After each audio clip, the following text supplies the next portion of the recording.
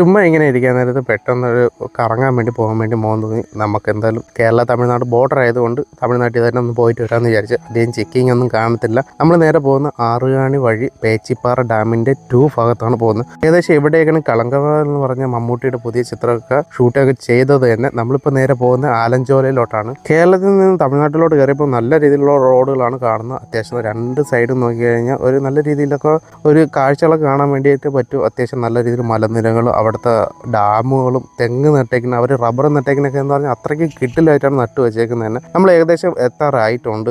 തമിഴ്നാട്ടിൽ കയറിയതിന് ശേഷം ആരും ഹെൽമെറ്റ് വെച്ച് ബൈക്ക് ഓടിക്കുന്നത് ഞാൻ ഇതുവരെ കണ്ടിട്ടൊന്നുമില്ല. അവിടെ അങ്ങനെ റൂൾസ് അങ്ങനെയൊന്നുമില്ല, ചെക്കിങ്ങും ഇല്ല, ചെക്ക് പോസ്റ്റും ഇല്ല. അങ്ങനെ ഒരു സ്ഥലത്തോട്ടാണ് പോകുന്നത് തന്നെ. നമുക്ക് ഏകദേശം കുറച്ച് ദൂരം മാത്രമേ ഉള്ളൂ, അടുത്താണ്. നമ്മൾ വല്ലപ്പോഴൊക്കെ ഇവിടെ ടൈം സ്പെൻഡ് ചെയ്യാൻ വരുന്നതുകൊണ്ട് നമുക്ക് കുഴപ്പമില്ല. അത്യാവശ്യം നല്ല റൂട്ടൊക്കെ അറിയാം, എവിടെ കൂടെ പോകണമെന്ന് പറയും. കുറുക്ക് വഴികളുണ്ട്, അങ്ങനെ കുറേ പരിപാടികളൊക്കെ നമുക്ക് അറിയാം.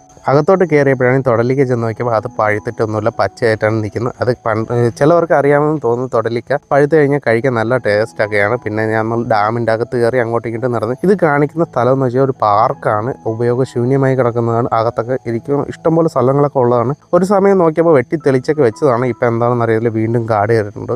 ഇത് ആലഞ്ചോലയിൽ നിന്ന് കയറി നേരെ പോകുന്ന നെട്ട എന്ന ഡാമിൻ്റെ അടുത്തോട്ടാണ്. മൊത്തം ചിറ്റാർ എന്നൊക്കെയാണ് പറയുന്നത്. ചിറ്റാർ മൊത്തം 3 ഡാമുണ്ട്. നമ്മൾ ചിറ്റാർ 2ൽ നിന്ന് നേരെ 1ലോട്ടാണ് പോകുന്നത്. 1ൽ പോയി കഴിഞ്ഞാൽ അത്യാവശ്യം നല്ല ആറ്റിമീനൊക്കെ കിട്ടുകയൊക്കെ ചെയ്യും. അവിടെ പോയി കഴിഞ്ഞാൽ അത്യാവശ്യം മീനുകൾ വാങ്ങാനും പറ്റും. കുറേ ദൂരം നടക്കാൻ നേരത്ത് തന്നെ അത്യാവശ്യം നല്ല മടുപ്പൊക്കെ തോന്നും. എന്നെങ്കിലും കുഴപ്പമില്ല, നല്ല കാറ്റൊക്കെ ഉള്ളതുകൊണ്ട് നമുക്ക് നടന്നൊക്കെ പോകാൻ വേണ്ടിയിട്ട് ചെന്നിരിക്കാനൊക്കെ അത്യാവശ്യം നല്ല സ്ഥലങ്ങൾ. പിന്നെ കുറച്ച് പ്രശ്നങ്ങളെന്ന് പറഞ്ഞ് ഇടയ്ക്കിടയ്ക്ക് പോലീസ് ഒന്ന് ചോദിക്കും. അവിടുത്തെ അറിയാവുന്നൊക്കെ ആളായതുകൊണ്ട് കുഴപ്പമൊന്നുമില്ല.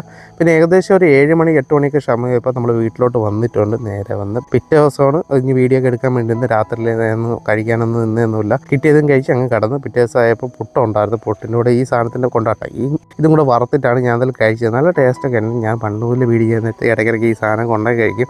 പപ്പടത്തിന് പകരമായിട്ടൊക്കെ ഉപയോഗിച്ചൊക്കെ കഴിക്കാനൊക്കെ കൊള്ളാം. ഈ വീഡിയോ അത്യാവശ്യം വലിയ വീഡിയോ അല്ലാത്തതുകൊണ്ടും ചിലർക്ക് ഈ വീഡിയോ ഇഷ്ടപ്പെടുമെന്ന് വിചാരിക്കുന്നു. അപ്പോൾ അടുത്ത നല്ല വീഡിയോയുമായി വീണ്ടും കാണാം. Bye guys.